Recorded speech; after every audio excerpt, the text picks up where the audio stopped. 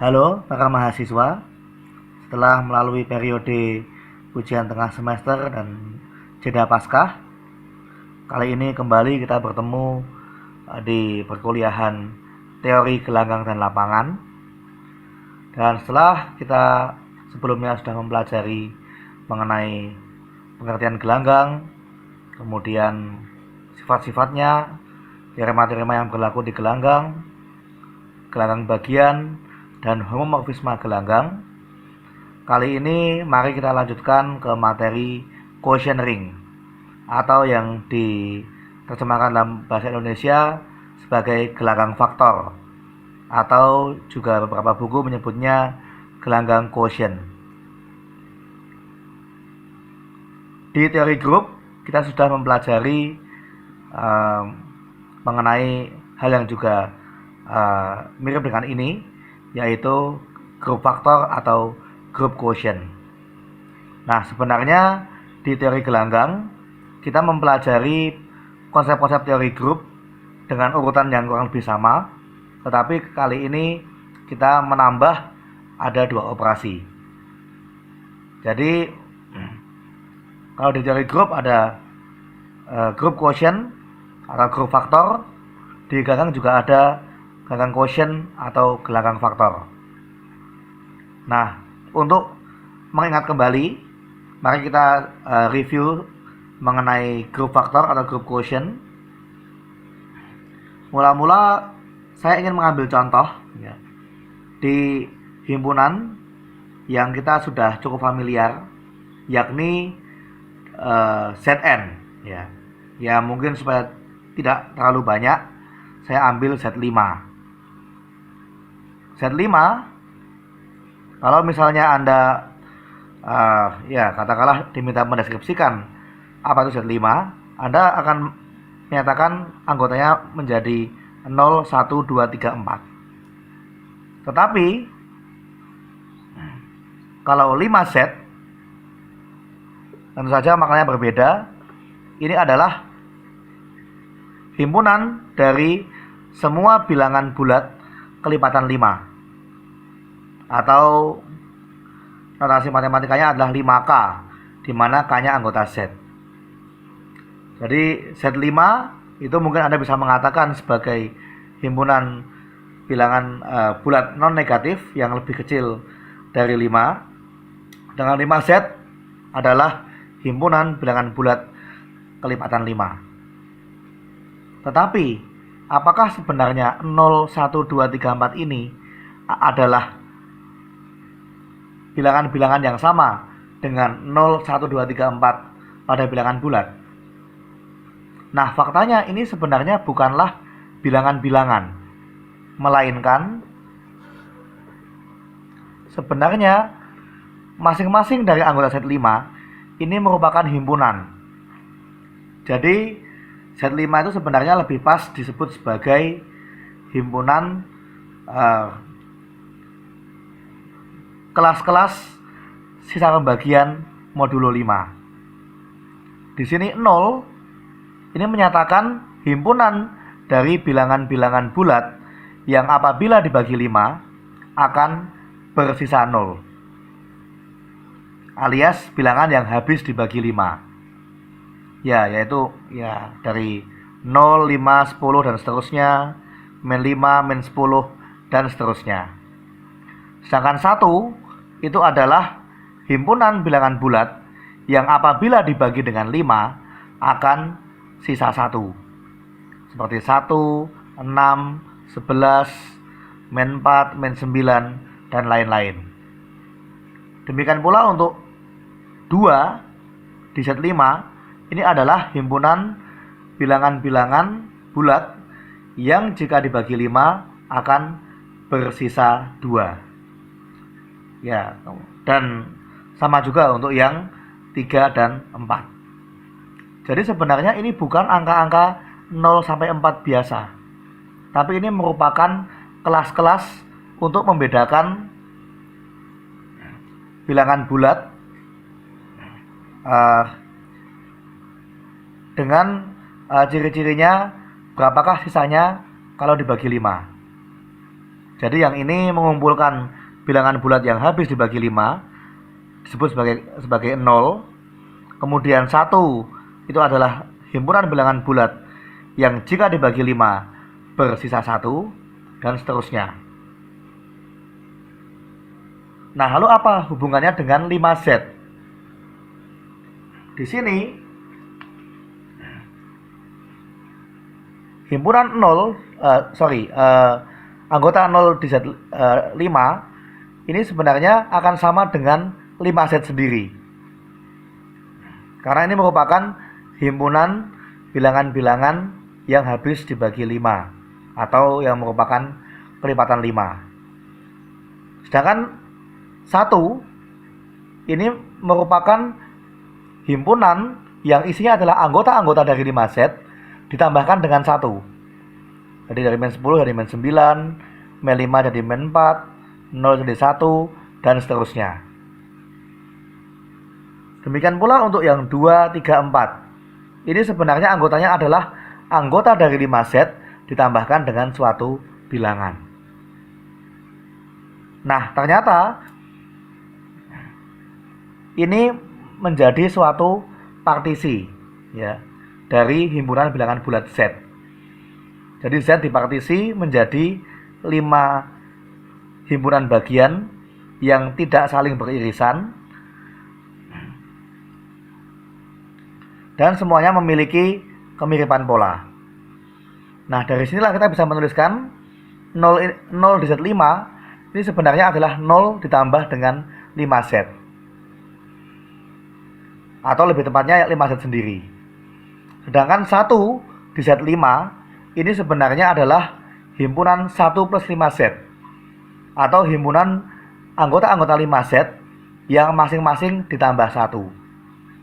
Demikian pula untuk 2, 3, dan 4 ini berturut-turut dapat dinyatakan sebagai 2 plus 5Z, 3 plus 5Z, dan 4 plus 5Z. Nah, jadi kalau ditanya apa kaitannya antara Zn dengan Nz, ya kurang lebih seperti ini gambarannya. Nah, lalu bagaimana kaitannya dengan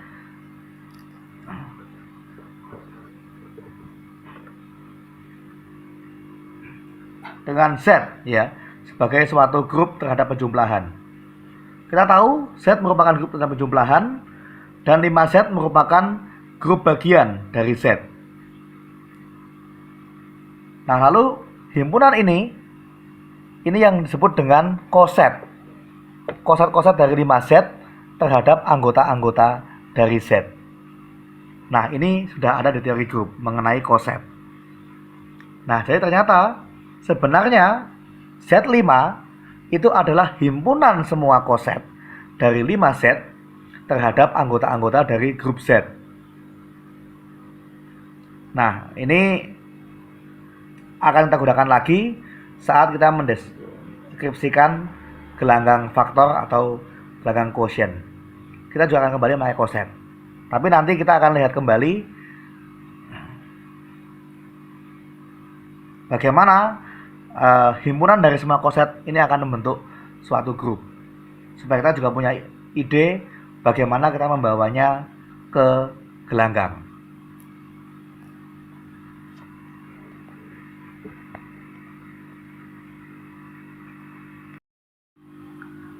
Kita lanjutkan untuk review mengenai koset ya dari suatu grup bagian.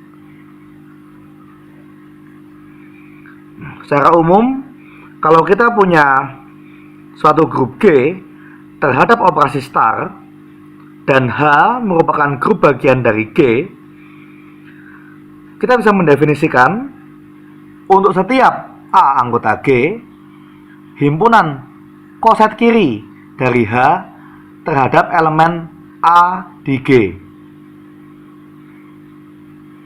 sebagai himpunan kita notasikan dengan A star H besar. Ini adalah himpunan semua bentuk A star H kecil di mana hanya anggota H besar. Jadi semua anggota subgroup masing-masing dioperasikan dengan A dari sebelah kiri. Itulah yang disebut dengan koset kiri.